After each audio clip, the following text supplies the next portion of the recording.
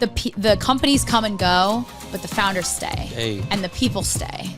And those people will carry over even if their company doesn't succeed, even if they change jobs. Raising VC funding is easier if you have a business model that the VCs can see scaling to be $100 million company. Where, like, was I introduced to this person through somebody that I know and care about? Was I introduced to this person through another portfolio company? And they always have a ref. But introductions without, like, meetings without a reference, or even calls without a reference, I still am, no, likely not.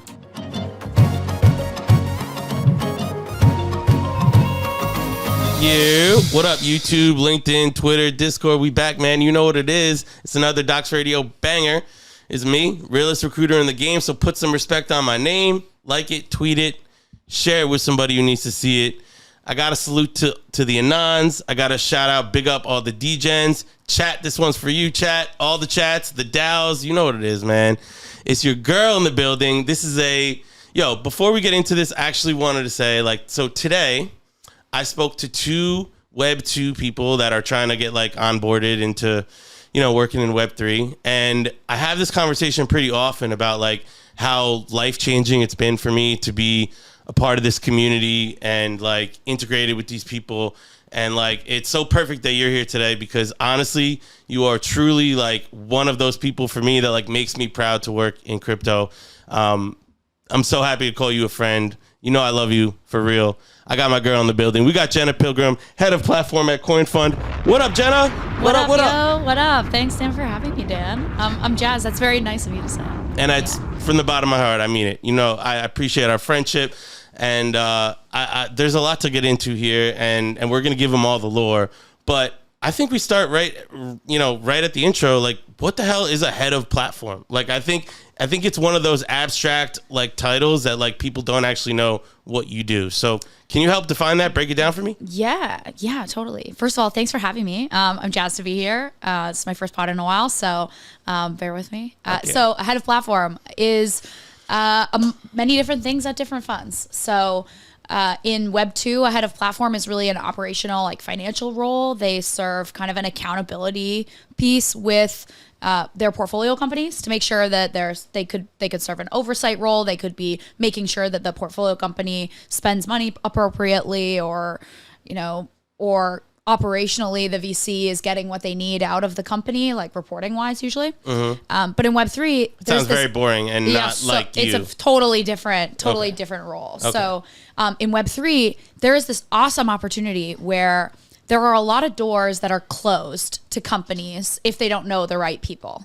And it's often very difficult because of the amount of noise in Web3. It's really difficult to go in the front door. And so if you are, it's always about who you're backed by and who your VCs are, who your KOLs are, or who your founders are, and what your founders did before. And being able to leverage that reputation brings a whole new sort of element to the concept of platform. So I run this club of all the other heads of platform. Shout out Good Cop Club. Hey. I run this club of all the other heads of platform. We think a lot about what does platform actually mean? What does value add investor actually mean? But wait, so I understand that head of platform is different in Web 2 fund versus a Web 3 fund, but is it also varying between Web 3 funds? In your chat, your other heads of platforms, do they do different functions than you a lot of times, or no? I think we all serve a little bit of all the different buckets, but there are specialist funds. So particularly, I structured Coinfund's department of platform as an execution-oriented platform. Because, and this is a hot take, I don't think VCs are qualified to advise startups on most things.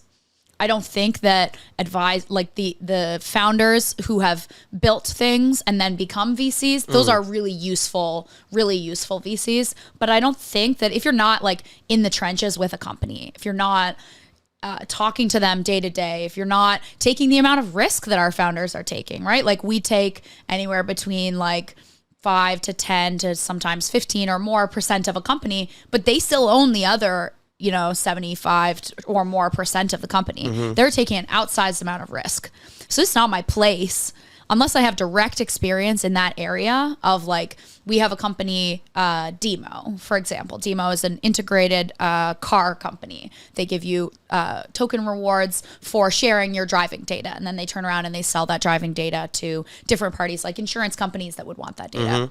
We have a team member, Jules Mossler, who served a really pivotal marketing and go-to-market role at Waze. So that makes her like in the early days of Waze, Literally and then perfect. they sold to Google. Yeah. So that on that specific issue, she is qualified to advise that company on mapping and distributed car stuff. But like that's such a niche example, Right, and that's one of how many portfolio companies. Like, yeah, and portfolio companies ask for all kinds of different things.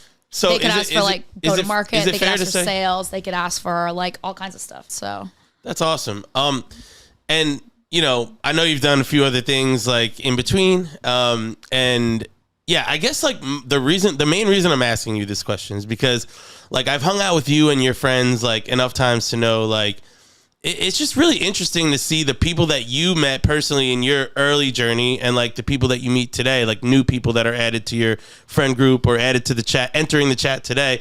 So I guess like just curious on your broad takes of like the evolution of the space since the time you've been in here from like a people perspective. Like you get what where I'm kind of going with it. Like how have the types of people changed and like actually like the legacy people, like from the time that you came in? I'm sure some, like hopefully some of them are, you know, on boats in other countries somewhere, like, you know, like, cause they did it right. But like the ones that, the ones that stayed around to work, keep jobs in the space, like what happened to them? Like, are that, you know? Yeah. So at the beginning, as you can imagine, like crypto was this technology that was used by sort of cypherpunks. It was used by like early computer scientists. Like it was used by internet people who were super into privacy and into decentralization, into this concept of like collective ownership. And it was really this principle-based community. You asked about like the people who stay, like who stays through all the different cycles. Not a lot. Right? Not a lot. The ones who stay have a bunch of different qualities, in my opinion. They have the quality of reinvention. They are able to reinvent themselves and their knowledge base over and over and over and over again. So like I can use myself as an example. I started in research, was in publicity, helped publish a book, and then moved over to a venture studio. I worked at Block for Matt Rozak for a while. Then I moved into becoming an entrepreneur. I was an operator first and then became the CEO of the company, raised money for the company, failed the company, became a recruiter, worked as a recruiter. That's how we became friends in the first place, is like you were the only recruiter who I saw who had a similar thesis to mine. We're like, candidates are the shortage here. Big time. And so if candidates are the shortage, then it's a people first mentality. You're Indeed. like, how can I keep these candidates on board? Because they're the ones who everybody actually wants.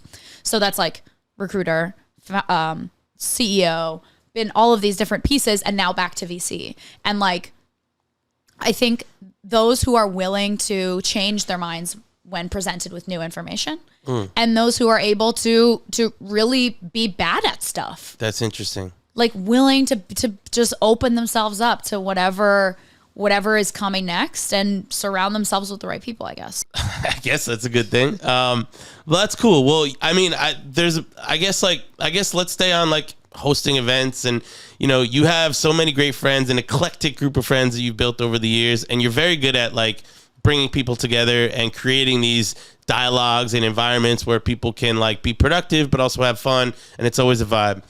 The Vibes Dinners speaks for itself, right? But like, yeah, I mean, for Coinfund, everyone knows that you do these like local happy hours in Miami. I don't think there's one relevant like crypto character in Miami that hasn't been to like one of your Coinfund happy hours. In New York, we always go to the Standard. Like, talk to me about throwing events, the value that it's brought to you and your network personally, things that you've learned and changed in that along the way. Yeah, so it's a good question, and one that at least I've done a lot of thinking about, and we at Coinfund have done a lot of thinking about as well. in my mind, there are three kinds of events in crypto. There are small dinners that are ideally focused on some sort of subject. That could be focused on a portfolio company. They could be focused on investors. They could be focused on like one specific product or area. Yeah, wallet dinner, or it's, smart contract platform dinner, or, there's those small ones. And then there's these middle events that are really, really hard. Like, how many events are you on for this week that say VIP in them and there are 300 people on the list? Too many.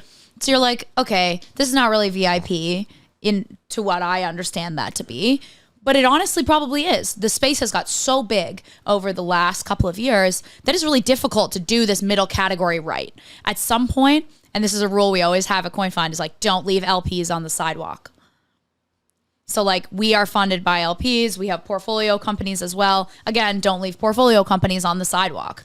If your event is too packed that it reaches capacity in the first like 30 minutes or 45 minutes, you did the organization wrong. Interesting. Because a bunch of your really high value people are not going to have a good experience because they're going to be waiting in line on the sidewalk. Nice. These whole like Barachain dudes having lineups down the block for their events. I'm like, bro, you either didn't get an event venue big enough, or you didn't handle it properly, or you just let anyone attend. And if you're going to let anyone attend, you got to get a 1,000-person venue and do what we do. The alpha on that one though is that you make friends with the venue. You connect with them, you really create a deep partnership with the venue, and then the event doesn't cost you like $60,000. You can throw those kind of parties if you want. I'm still trying to figure out how to work that. But like some of those Coinfund happy hours, like the one at the Standard, cost us $1,000, and there were 550 people there. Damn. That stems back to like my main core focus. If you as a company are going to spend money on entertaining people, spend money on creating new business, spend money on partnerships, that money has to have a direct ROI of some kind or some sort of future ROI that you're looking forward to. So that I feel like it's really hard to tie that back. It is. Yeah. Yeah, it is. So but it works the other way as well.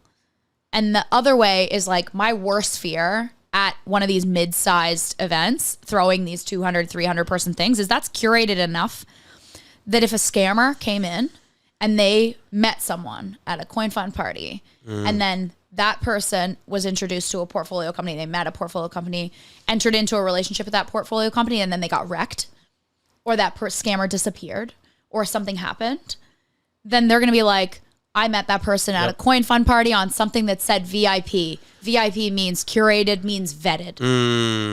I've come really close to having that exact experience at a Coinbase. It's a dicey spot to get in. Yeah. So you either have to be really careful and know who all of those people are and be prepared to put your reputation behind them, or completely not. These big open happy hours, anyone can attend. Anyone can be put on the list. There is no one to call to get you to the front of the line. And we don't pick up the check. If I'm buying someone a beer, that also is a form of vetting. Like, that is a form of like, hey, I'm paying for you to drink in this establishment that I have organized people at. I'll give you that. I'll let you get that off. I guess last question on the personal brand would be like, to flip it on its head, like, is there anything that you're consciously aware of, like, you don't want people to associate you with? Ooh. Like, what would be a problem? Like, if someone thought this X about Jenna Pilgrim, we'd have an issue here.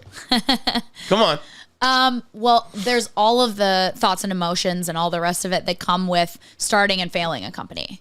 So going through the process of like raising VC capital and then having that and then having to go to investors and be like, it didn't work out. And investors, especially angel investors, are kind of used to that. Everyone says they're okay with like risk until you lose money, and then they ride the "I told you so" train until the end of time. And like, it's a tough spot. It's a tough spot for investors to be in, where they're figuring out, which companies to invest in and how to go about picking what kind of companies. But like, I'm pretty conscious, or I'm trying to be as transparent as I can about like what it's like to build and fail a company. But we say that we back serial entrepreneurs, but we rarely talk about what it was like building and failing a company. Interesting. And that's something I don't talk about very much. Why don't you talk about it? Because you don't want that cloud following. Like, you think it's a bad thing? Like, yeah, I mean, historically, it's not a bad thing. It's something that's necessary for growth. Failure is necessary for growth. But when you've gone through so many different iterations of like, you know, starting in research and then going to venture studio, then to startup and like all these different pieces, it's tough to reinvent yourself that many times and then still have like the love and respect that you had then for yourself almost. Yeah, that's fair. For yourself. I guess to take it one step further, like, I don't know if you've ever thought about this or not, but like, if you had to say, like, what's one thing, you've been around for a while, what's the thing that you're most proud of? What's your most proud accomplishment that you've done in crypto? My reputation and my network. Hell yeah. For sure. Hell yeah. When I call people, they answer. And what do you attribute that to? Like, I can say from observing and being a part of your network, like, you have uniquely strong relationships. Like people don't like you, they love you. You know, as I said to like my guys when they're like, yo, yeah, no, we got to deliver for Coinfund because I don't like Jenna. I love her. Yeah. Like, what do you do? Like, what do you do to create those really strong relationships? So I think it's two things. One, personal details. Personal details are huge for me. So anytime I meet someone and I'm like vibing with them or whatever, I'll be like, hey, like, it'll come up like, what's your birthday? And then I put it in my calendar. Nice. So in my calendar, almost every couple of days, it'll be like one of my friends' birthdays. But that's not a relationship building tactic. I think that's because you actually care. I do actually care. Yeah. And I like sent paper holiday cards for years. I don't send them anymore. Classic. I don't send them anymore. But I because addresses after COVID was really hard to like mail people stuff. You care about a personal touch. Yeah, I care. Well, and I care about the person behind whatever the company is, right? Like the people will continue. The companies, a lot of them won't continue. But like people, the relationships that I'm in with people, I've carried over. Like, we just made an investment in a new portfolio company, and one of the co-founders, I've known her for 3 different companies now, and like. The companies come and go, but the founders stay, and the people stay, and those people will carry over even if their company doesn't succeed, even if they change jobs, and like being able to tap into those relationships at company after company after company. You know as well as I do, the average tenure of a human in a crypto company is like fucking 18 months. Like if that at best. Yeah. So why am I spending time with everyone's like, I want the CEO of the company. I'm like, I don't. Yeah. I want the most useful person in the company. Nice. And if you find out who the useful person is, they probably aren't going to stay long. And keep them close. They're going to stay until they feel that they're not useful anymore. And then they're going to go find a new job and go be useful somewhere else. And so like chasing those useful people around, not that I'm using people. No. I understand your point. But like there are specific people in a company who can just do stuff. Yeah. And like being able to tap into that and like recognize that talent and be like, this is someone who is going to fight for me internally at this company for whatever I want. And then I guess the second part is give more than you get by a lot. So usually my rule is at least 2 to 1, sometimes 3 to 1. For like give invitations, give VIP status, give candidates, give new deals, give connections, give introductions, just chuck all of this stuff into the world. And then the one time that you do ask for something, make sure it's an important thing. Hell yeah.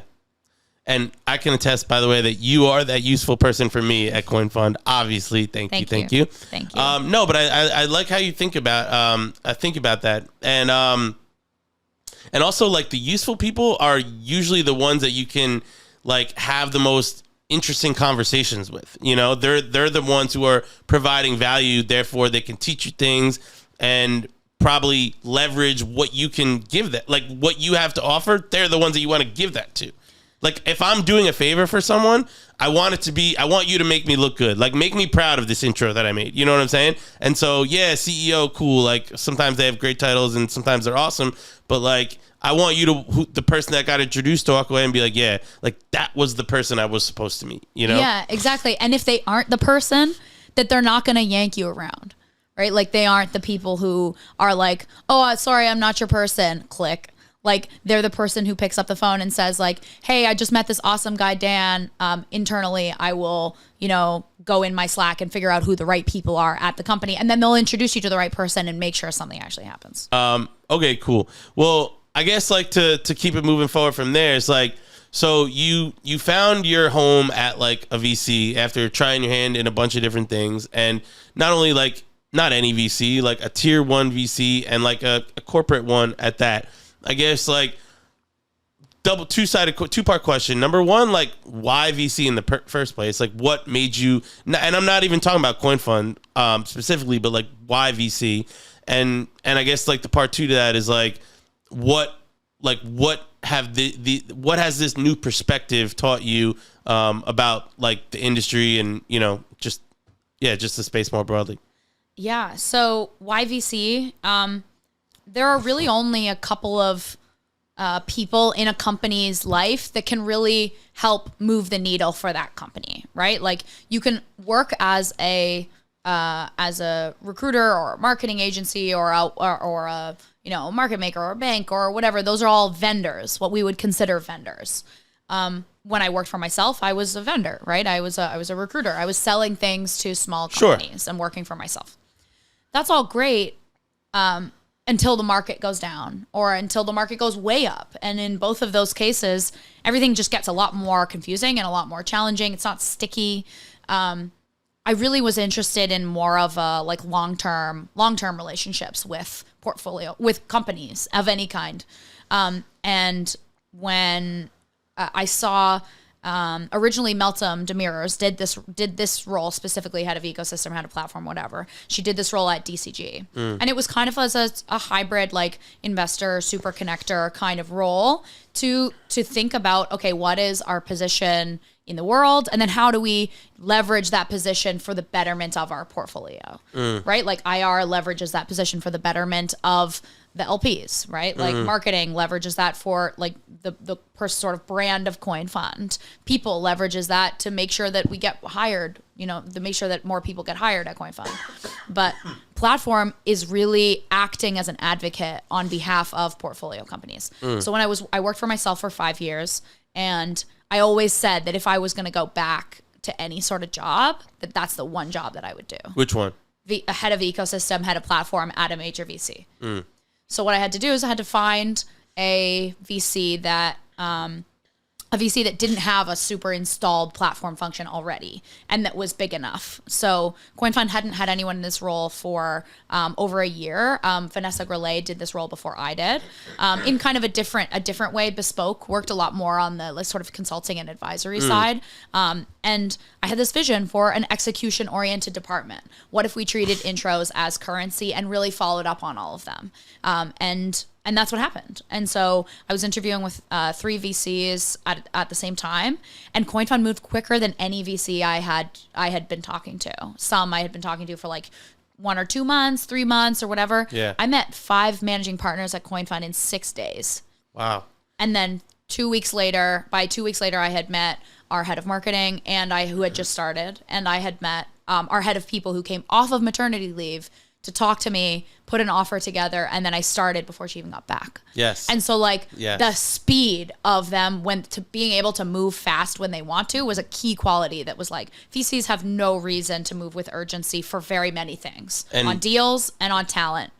And like, that's it. And it shows. Like VC hiring is like notoriously brutal. So brutal. So to say that you've had that experience, and I'm not here like glazing Coinfund because we're on this interview, but like, I mean, for a corporate shop like Coinfund to have the self-awareness that like, okay, like we should move quickly, that's like very atypical of how VCs usually hire. Yeah, it really speaks to Coinfund's like startup roots, right? Like, hell yeah, we've been investing for 10 years now. This is our 10th year, and like Jake and Alex started this at Jake's Kitchen in Brooklyn, right? Like this was, years in the making, but like it still has that startup-y atmosphere. And a lot of people at Coinfund have worked in startups or founded startups before. David Pacman founded Apple Music Group, founded eMusic, founded a bunch of other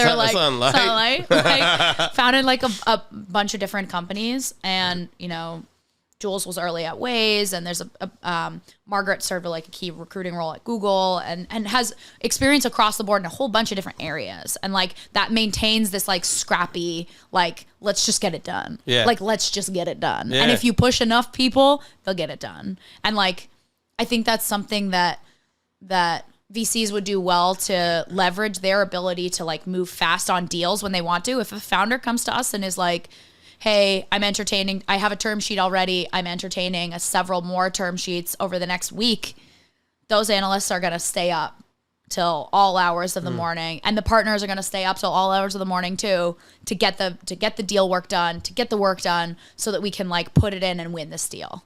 And so like that willingness to just drop everything so that you can just run really fast and actually win was something that was like, I was like, I have to be a part of this. And you've won some incredible deals, man. Like I'm tight with a lot of VCs, so like it's not even like, this isn't like the like let's become best friends with Coinfund podcast, but like I objectively always say that like it's one of maybe my favorite portfolio of all the funds that I work with. So you yeah, say like, that to all the funds. No, I promise you that you know me better than that. You know me way better than that. So no, yeah, I love the Coinfund portfolio, and maybe at the end we'll shout out a couple of our favorite portcos. Yeah. But okay, before we get to like, I guess why don't we do it? So like, since how long has it been now? I've been there 2 years. 2 years. Yeah. Wow. I remember when shout out Margaret. I remember when Margaret told me we got this new girl, Jenna, that's starting. Damn, that's, time flies, bro. Time, it does indeed. So I guess like, I mean, again, you had already been around for quite a while and seen a lot of things before then. But is there anything that surprised you, like any new information or new perspective on the industry that was like shocking or surprising or valuable? Yeah. So I got one. So, not every company should pursue VC financing. Here it comes. Give it to me. Give it to me. There are so many companies, and I was racking my brain about why. It ended up being a myriad of reasons about why I couldn't fundraise, or why I couldn't raise the next round, or why many companies couldn't raise the next round. I have lots of friends who are creating cool companies that are nice, and they're very, they're kind of successful. They got some revenue. But at the end of the day, like, learning about and understanding the math of a VC was like key to understanding which companies are like fund returners. Tell me. Understanding the mechanics of like, okay, if a VC puts in $1 million at seed, the company has to be like 50x successful for them to get a return on their investment, right? Mm-hmm. Depending on what their ownership is. And VCs make all kinds of assumptions about how much the company is going to grow and how much they can raise. As a founder, you take meetings with like as many VCs as you can. But realistically, if you did your homework as a founder to find out which VCs were like, which ones only lead, which ones have ownership benchmarks, which ones have like, there's so much more to it that founders would do really well to understand what's the return for the VC here, right? Like, why is this thing that, so say your main customer is Amazon. Is Amazon going to be really mad if your company gets to be $1 billion and then just decide to build it themselves, and then you don't have a company anymore, right? Like, we look at a lot of those different things and determine like, okay, what's your moat? Is your revenue sticky? Is it enough that your customers will stay with you even if there's a competitor who is building, or can someone, can two guys from McKinsey leave McKinsey and go build this and be just as successful as you as a founder? I think like there's lots of different pieces there, but like there's so many good businesses that spin their wheels trying to raise money from VCs who are never going to invest.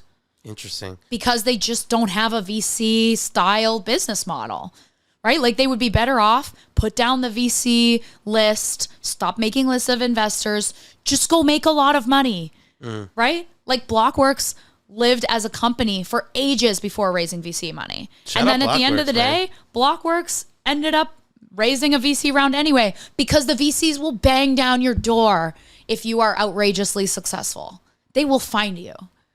And I think startups will be way better off to just like build something. If you have something that's working, especially a lot of these like DeFi products, DeFi companies that are like managing capital on behalf of other people. There's a couple companies that come to mind where they're making money, but they're trying to pursue like fintech based VCs. I'm like, you don't need VC money. You just need AUM. Go to some liquid funds, get them to give you some of their money. And then like, they're not using it as an investment, just manage some capital and then make some money.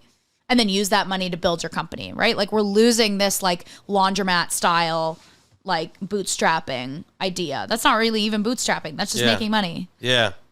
I wonder why that is. I wonder why. Because the perception is that raising VC funding is easier. Raising VC funding is easier if you have a business model that the VCs can see scaling to be $100 billion company. Or it looks easier on Twitter. Yeah, You know what I'm right? saying? Yeah, totally. So would you say, because like my next question was going to be like, what do you think the biggest misconception about VCs is from founders? How would you answer that? Biggest misconception about VCs. Like, what do founders get wrong the most? They underestimate how long it's going to take to actually get the wire through. So the bigger, to actually get paid. Right. And I mean, and how long does it usually take? So for a round that is over, once you hit a round that's like over a safe round, as soon as you get into a price round, so you'll have safe rounds for the first couple of, and I also don't invest on behalf of Coinfund, so take this with a grain of salt, but it's a good little VC girl, good little corporate VC. It is my understanding. It's my understanding. Yeah. I guess like on the flip side of like what founders get wrong, like, is there anything that jumps out at you as far as like what every favorite successful founder in the Coinfund portfolio does right? Yeah, they throw deep. What is that? It's a football term. I got it. But like break it down for me because I'm not tracking. Like, yeah, they take a big swing. They say, this is my vision for the company. Really? Okay. And when the company is big, it's going to be this thing. They're going to be the ultimate liquidity layer for crypto. They're going to be the, Stripe of the internet. So you think they're like going to be the playing Stripe it safe, of Web3. Playing it safe will get you nowhere. In general. Facts. Right? Yeah. Right? Like no one ever, like if we are chasing like 50, 100, 1,000x outcomes. Yeah. Like you got to sell me the dream. Like you got to sell us the dream and say like, come along with me. These are the things that I can do. So you got to do both. You got to have like the long and you got to have the like really short. Nice. People get stuck in this middle bit really often. They're like, if this, then this, then this, then this, then this, then this, then this. And they tried, like when I was a founder, I used to spend hours like scenario planning. You can ask my co-founders, and I used to spend 7-8 hours on the phone talking about all of the different things that will happen when we do this, then this, then this, then this. You can only really think like 2 steps ahead. Yeah. You have if this, then this, then this, and then you got to stop. And it sounds like that's the point where you need to deploy that like delusional confidence that all founders, good founders have, where it's like, nope, I'm not going to stress out. Focus. We are going to win. It's the focus and concentration. So we have like startups in our portfolio that don't want to announce their fundraise because they don't want to be distracted with all of the different people who will flood their inbox when the fundraise announcement comes out. They don't want people to know. They don't want the publicness of publicity. Of living a very public life. You can get so distracted as a founder taking every single meeting. Don't take every single meeting. Just if it doesn't fit within your vision, have another person on your team. Take the meeting as a company, but you as a founder, your number one job is do not run out of money. Like another like random thought that I had. I was gonna tweet this, but I was like, nah, like I'm not even trying to like set it off like that right now. But like, how do I say this? Fuck it, I'm gonna just say it. So like, I tend to see this trend a lot with Asians. Whereas, like, I don't know any other way. Here we go.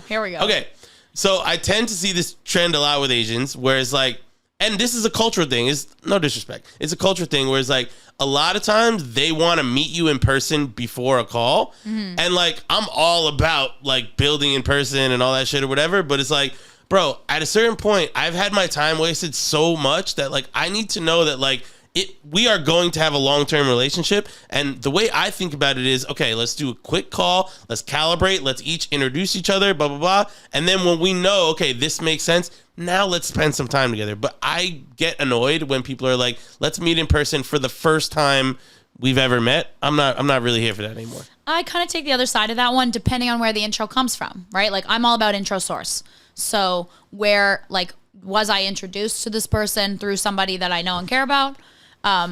Was I introduced to this person through another portfolio company? And they always have a ref. But introductions without, like, meetings without a reference, or even calls without a reference, I still am, no, likely not. I do remember, actually, the first time we ever connected, you sent me a schedule link, and it has the option of, like, I remember that. It's like meet for coffee in person, or that was a cool little variation. I love that you love that, because I removed it. Why? Because I only meet people in person after 5 p.m. now. Because I got too busy. I can't. It takes me half an hour to, like, get to the place, and then, I don't know. It takes me half an hour to get to the place, and then you have a 30-minute coffee, and then it takes you half an hour to get home, and then you're home again, and it's 2 p.m., and you've done fucking nothing. My whole fucking point that I was trying to make with this segment. Thank you. Okay.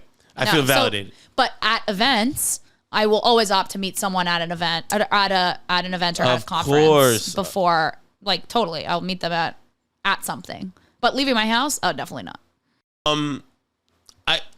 I don't know why I feel like you're a really good person to ask this question, but I'm, like, very confident that you are.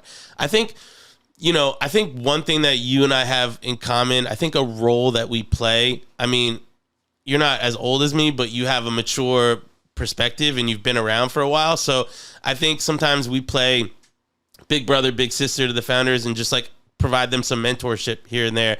And what I've noticed a lot, obviously, especially within, like, the young founders, right, is, like, they have all of their mentors a lot, like, crypto native people that, like one guy was like, Danish is my mentor. I'm like, bro, I love Danish. He's my guy. But, like, why don't you talk to someone, like, just talk to, like, a baseball coach or some shit, like someone who has no fucking idea about crypto, that just has a different perspective on life. And even if he's wrong about everything he says and has no merit to what you're doing, it's just refreshing to hear different, like, thoughts, and that could, like, spark a different, thought pattern within you, So I'm curious to know, like, if you mentor anyone, but I guess, like, more importantly, like, who are your mentors and how because, like, the person that you present yourself to be, it feels like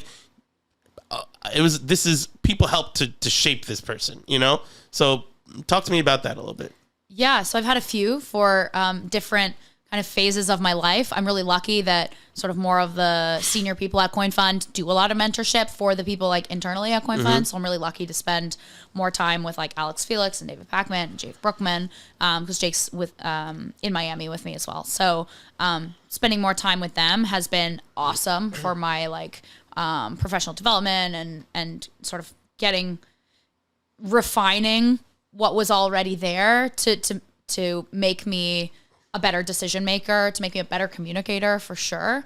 I haven't done any mentorship recently. I used to do some when I was living back in Canada, but it's something that I'm open to. I think it's difficult.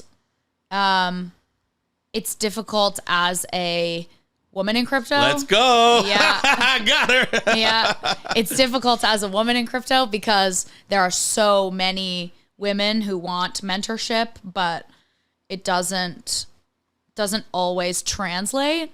Doesn't always yield results. Does not always yield results. And so, especially around, like, bringing other people with me, like saying, okay, I'm going to this event. Do you want to come? Would you like to be my +1? Would you like to, like, creating opportunities for people, especially when they're looking for work?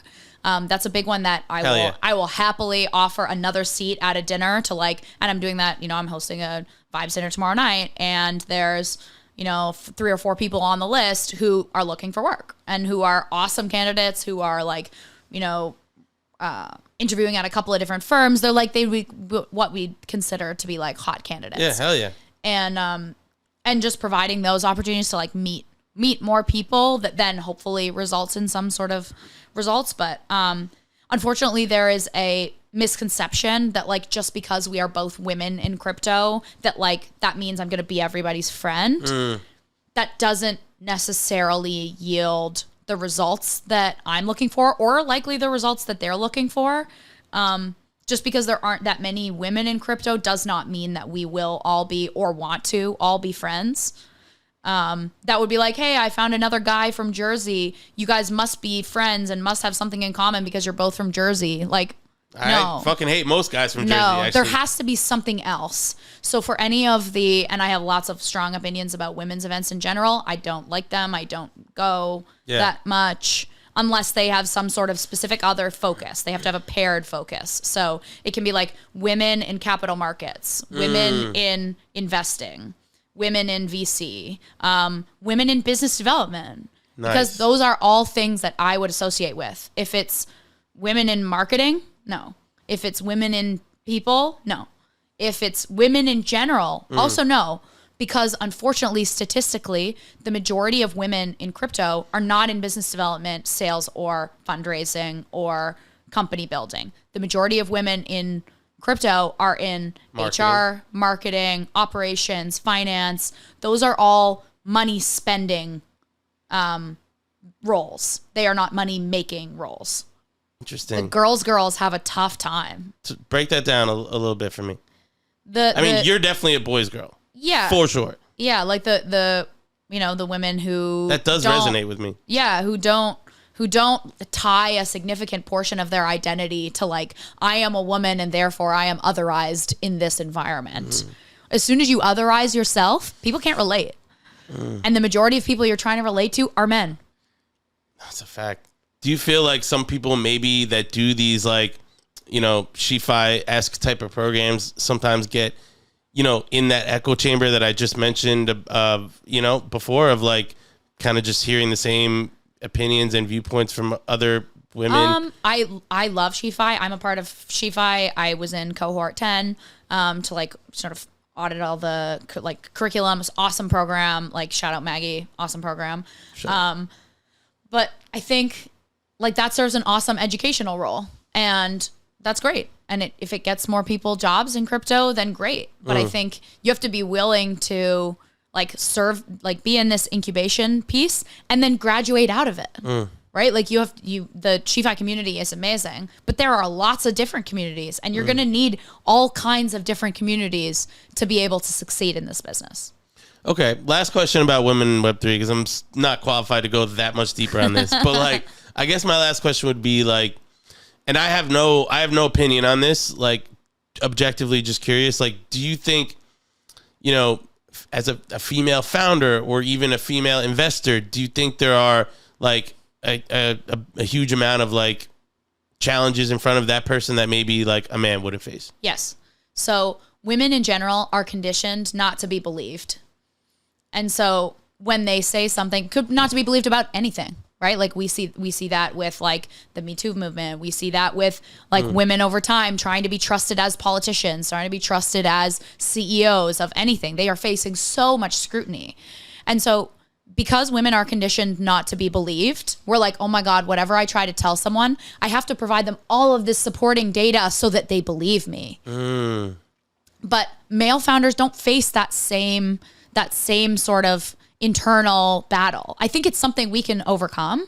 It's something that there are some women who are awesome fundraisers, right? Like there are like women and there are women who are awesome company builders, but they have sort of recoded their brains to not have to justify every single thing that they say. So when I was a founder, I kept getting this feedback that said, what do we need? We need more traction. We need more product market fit. We need more this, more this, more this. And I was like, you know what? If they want metrics, I'll give them metrics. Like, let's go. And then you bring them the metrics, you make the progress, you spend the money, you hire the person, you do all of the things that you are asked. You people please and people please and people please, when realistically you should have just taken the money, gone and built a kick-ass product, and just like didn't pay attention to everyone else. And like that aspect of just like stay in your lane, do your thing, trust your own vision. They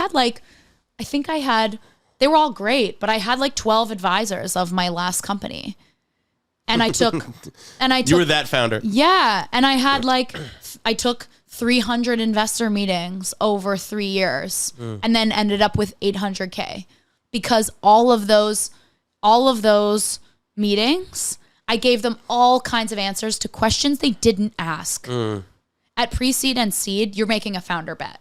We can make as many assumptions, as many models, as many projections, as many whatever as we want. But at the end of the day, you're going to change your product like 3 or 4 or more times before you find product market fit. So you just have to make that VC trust that you are going to be a good steward of their money. And how do you say that without just saying, you can't just say, trust me, bro, but like, don't answer questions that aren't asked. Like I was trying to be preemptive. I was like, this will be quicker. No, the more information you give, the more opportunities you're giving them to say no. And VCs are looking for opportunities to say no because they're trying to be good stewards of their own capital. And female founders are statistically better company builders, but they are statistically worse fundraisers by orders of magnitude because they don't employ enough trust me, bro, into their pitch to really instill confidence in vision, confidence in pathway, confidence that if something goes wrong, that you're not going to go freak out. You can go freak out, just like don't let anyone see. Right. Yeah. Or like you can go freak out, just don't unpack and live there.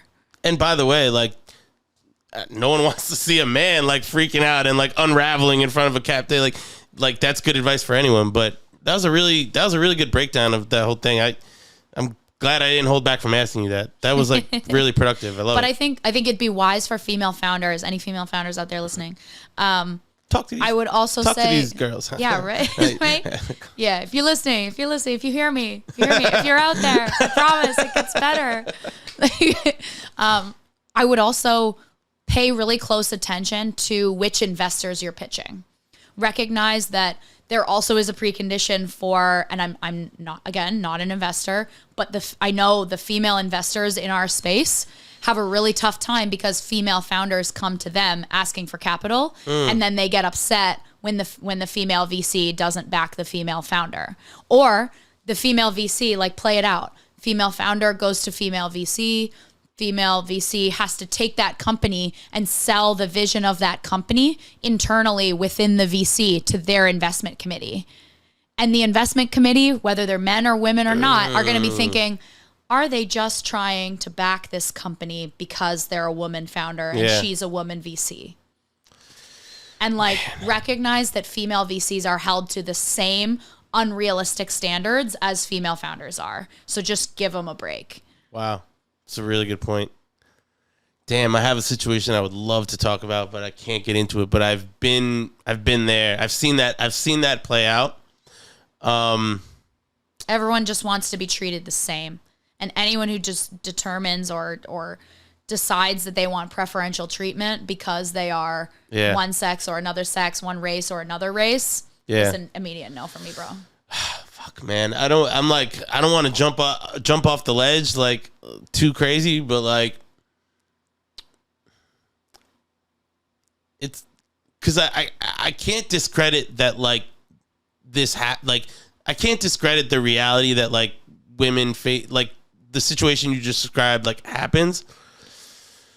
But sometimes people, like, when you're the victim in that situation, sometimes I've seen people make assumptions of, oh, this happened because I was this, or I'm not that, or it's like, dude, you might not know what the fuck you're talking about right now. They might just didn't want to hire you or didn't want to invest in you. It's not because you're a man, woman, blah, blah, blah. Or it might be something not to do with you at all. Yeah. Right? Like, why do companies not hire people? Why do companies not invest? Why do VCs not invest? It's not always for that reason. Most of the time, it has nothing to do with the company.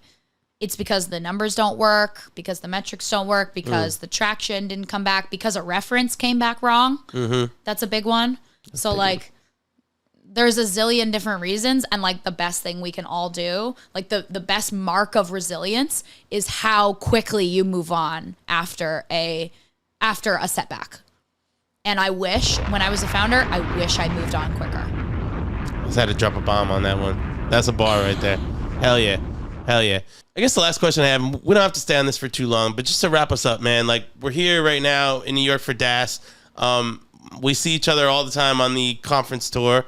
I know you've done a bunch of speaking.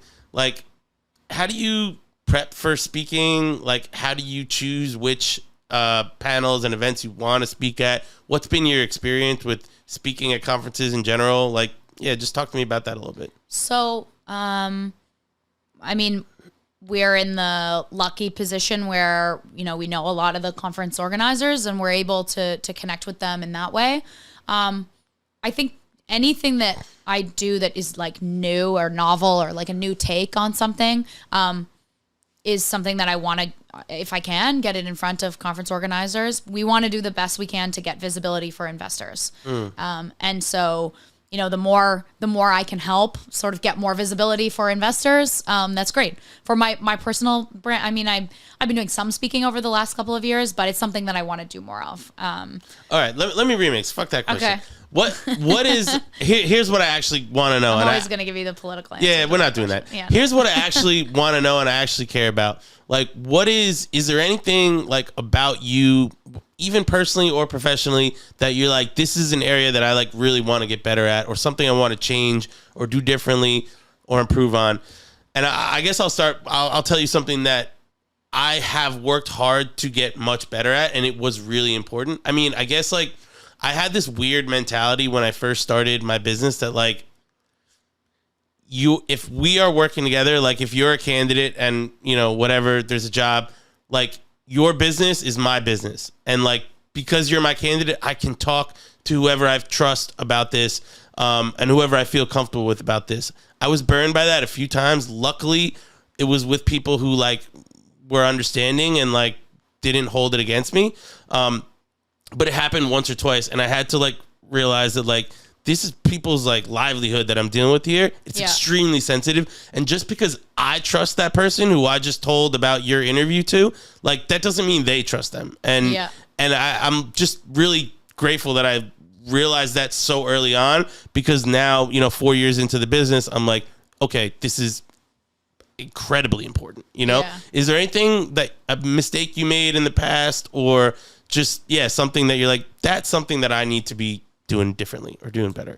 I think getting too many people involved in sensitive situations is in the interest of transparency, in the interest of collegiality, in the interest of like relating to people or bringing more people into a circle of some exciting thing that's happening, right? Like when I was a recruiter, it's like, oh, this is so exciting. Someone's in process with this and someone's going to get hired here. Or when someone takes the job, and then they have to deal with resigning from probably the other party that you also probably know, right? Like just taking, mine probably is similar to yours, where it's like lots of exciting things happen, right? Like we're out here, VCs doing deals, like people getting lots of money, people creating new products, people have product launches, people are doing new partnerships. You see two of your friends get together and they're making something really cool.